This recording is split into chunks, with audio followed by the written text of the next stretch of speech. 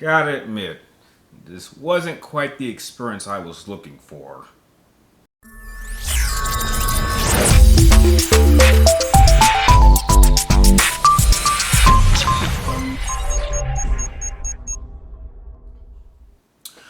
Well, what's up, again, guys? Brian here, the 3 Topics Game, here to share if you know one of my 3TG game reviews. This time I'll be giving you my thoughts on the newly released horror game simply titled The Callisto Protocol. Now, if you happen to enjoy this review already, please do not forget to like, share, subscribe, keep tracking on my future videos, and make sure you press the tabs in the description down below if you want to follow me on either my Twitter, Twitch, or Facebook, or heck, other social media outlets.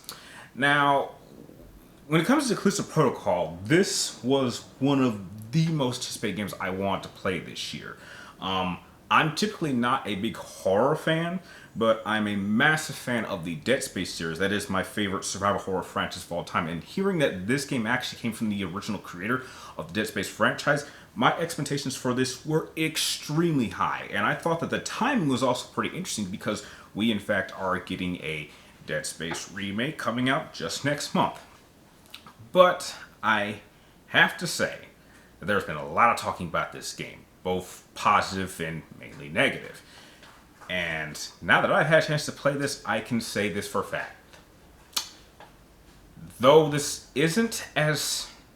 my experience was not as bad as I'd seen from other gamers. But this still was not as good as I thought it could have been.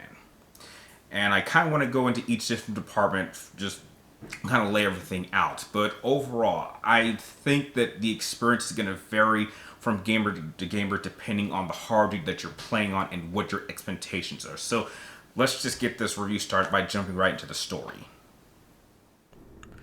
The main story for the Callisto Protocol has you take control of transport pilot Jacob Lee, who is on his way to the Black Iron prison located on Jupiter's moon of Calypso to drop off some medical supplies. Immediately after his ship is boarded by supposed terrorists, he is forced to make an emergency landing, and after surviving the crash, Jacob is then arrested and taken to the Black Iron prison to become a prisoner. Shortly after arriving at the Black Iron prison, Jacob wakes up and finds that the prison is in complete chaos and some kind of infection is causing the population of Black Iron to mutate and kill everyone in sight. Jacob finds himself teaming up with an inmate named Elias in order to find out not only what has caused this entire outbreak, but to find a way to escape. Now, the cast for Calypso is not very large, but the performers do a good enough job with their roles for what the plot needs them to do. Unfortunately, the plot doesn't spend enough time with any one character to give them much depth for an 8-hour campaign. Okay, story-wise, there's been so many comparisons between this and Dead Space. Now look, I was never going to criticize this game for taking elements from Dead Space. It had every right to do that. In fact, this was the one game that I think could get away with that. But what I did want this game to do is, okay, you've established that you have connections to Dead Space. But what can you do different from Dead Space, and can you do it well? And unfortunately, the story for this game is just so bare bones. And all of the elements that this game presents just doesn't really give... It's not interesting enough. It doesn't do anything that hasn't been done, not only in Dead Space, but other franchises have told this exact same story. And I just kind of wish that they had done more with their characters. All of the characters, the few characters that they actually do have, are not very interesting. Jacob Lee, the main lead, okay, he's thrown into a situation that he is just trying to get out of, but there isn't much more to his character. The same goes with Danny. I mean, you understand her motivation, but heck, we've seen this motivation before. Even Elias, the prisoner that you're trying to escape with, has some interests, and then something happens, and then that's just the end of it. And even the antagonist is so one-dimensional that it's almost insulting. It's just like, look, try to tell a story with depth. Try to make me care. And this game even had the nerve to try to end off on a cliffhanger. And I always think that's a mistake for a lot of these first-time new IPs. When it comes to its gameplay style, Callisto Protocol is classified as a survival horror adventure shooter, but the survival aspect is only really present within the first couple hours of your playthrough depending on your difficulty. Many have also described this game as a linear experience with no real amounts of exploration, and that is true. The mass majority of this game will simply have you moving forward, completing one objective after the other. There are a few alternative paths that you can explore, but they either lead to dead ends that will have you move backwards back towards the main path, or will have you circle around and connect back to the main path.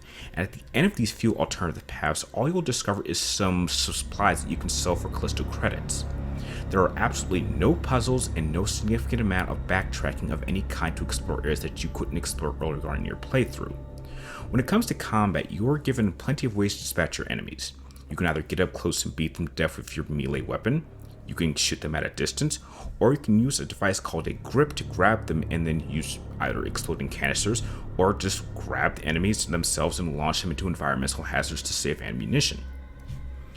There is a solid collection of different enemy types that you will encounter throughout the Callisto Protocol, but the enemy AI in this game can be somewhat ineffective. The best example of this are enemies that you will encounter late in the game that are blind and attack at sound. However, even if you take out an enemy right next to them, they somehow will not even notice you're there, and sometimes you can actually be directly touching them and they won't even react to you. The animations for multiple simple functions in this game are way too long, as healing requires you to drop to one knee and eject yourself, and switching between certain weapons requires you to actually disassemble, then reassemble the weapon, which will leave you vulnerable to an attack should you find yourself in a difficult situation. All of your weapons and gear can be upgraded by spending Calypso credits to improve the performance of your weapons and equipment. When it comes to fighting enemies up close, the developers introduced a dodge function, which all you have to do is hold the left trigger to either the left or right to avoid the attack. Timing is not needed in this game, and you just need to make sure that the trigger is to the left or right and keep switching from side to side in order to dodge enemy attack combos. The problem with melee combat in this game is that it is clearly not designed to work against multiple enemies at once. If you find yourself fighting multiple enemies, your auto lock will keep switching between different enemies, and because the camera is too close during melee combat, you will not even know if enemies are coming up right behind you and interrupt your attack animations. Okay, I've heard a lot of complaints about the gameplay and combat for this game, and I will say, this didn't quite turn out the way that I'd heard. Now, I'd heard a lot of other gamers that had played this game say that this was mainly a melee attacking game, but that wasn't really the case for my playthrough. Once I had at a minimum like 2 different guns, most of the enemies that I took down was with guns. It was only really the boss fights that I actually had to focus on using the dodge system. And the fact that you actually have so many different ways you can kill these different enemy variations kept the game not feeling too repetitive. Yes, it's really straightforward, true, and it could have had some work in that department, but it never got to the point where I thought this game was frustrating. When it comes to the game design department, there is no question that the strongest part of Callisto Protocol are its visuals. This is by far one of the best looking horror games that I've ever played to date. The character models are so impressive to look at that even the sweat running down their characters' faces adds so much detail. Even the deaths in this game are so graphic and impressive to look at that I can understand why this game was banned in certain countries. The level and sound design while exploring all the different areas of Black Iron Prison was great in my opinion, creating a great sense of atmosphere that kept me constantly on my toes, never knowing when the next encounter would happen or from which direction. Having snowstorms to blind your vision, hearing distant screams in the distance, and hearing enemies crawl through the vents, these tiny additions were elements that I really appreciated and made it even better on the PlayStation 5 version, as this game actually was using the DualSense controller better than some AAA PlayStation exclusive titles that I've played in the past. As communication between characters comes through the speaker, the vibrations that you will feel will actually add a level of immersion, and that is something that more games this generation really need when they're put on the PlayStation 5. There's no short of jump scares in this game, but I had no issue with this. The Callisto Protocol as an overall experience reminds me so much of another game that I played several years ago in the form of The Order 1886 that still to this day has incredible visuals and an amazing amount of potential, but just could never take advantage of that potential, providing an experience that was just okay, but had every opportunity to become great. Okay, now the biggest issue when it comes to the game design department that I've heard is that this game has suffered a lot of technical issues. Frame rate issues, constant crashes, you name it, this game has had it for other people. Now, luckily for me, I was playing this on the PlayStation 5, and I have heard across the board that playing this on the PlayStation 5 with the patch is probably the best way you can play this game and not experience those issues. Now, I've actually seen those issues from other gamers' playthroughs of him, but none of that happened with my playthrough. Frame rate was pretty straightforward. The game looked great. It ran great. It sounded great. Everything was great about this.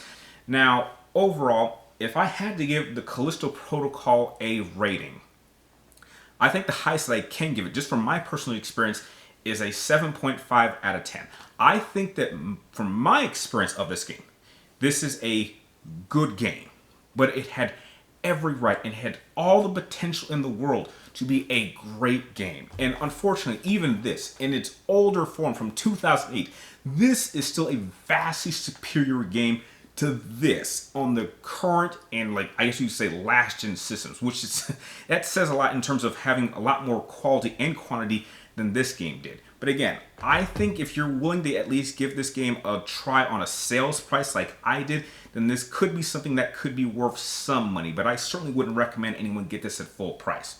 So that's my thoughts on the Callisto Protocol. Now, if you did happen to play this game yourself, let me know your thoughts. What platform did you play this in? How was your experience? Did the game run smoothly or poorly on your platform or hardware?